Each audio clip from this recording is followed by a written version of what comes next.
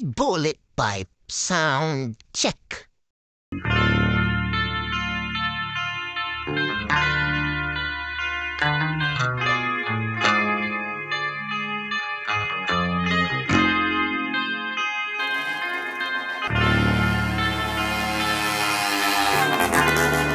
Good day mga kaklasiko. Ngayon ay magsasalpak tayo ng bullet pipe. Para mag-iba din yung tunog ni Project Simon. Baklasin na natin. Dito ay maglalagay tayo ng brace sa pipe bracket. Kasi nabungi na yung bracket natin. Ayan. Habang hinihintay pa natin yung binili natin.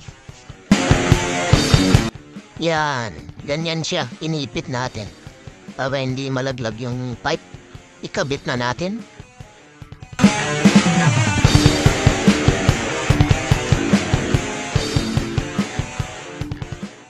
Yan at nakabit na natin. Sound check natin. Buo naman siya. Parang tunog stuck lang din. Medyo backfire pa siya dahil dun sa bracket kasi. Unti-unti at matatapos din tayo. Peace out.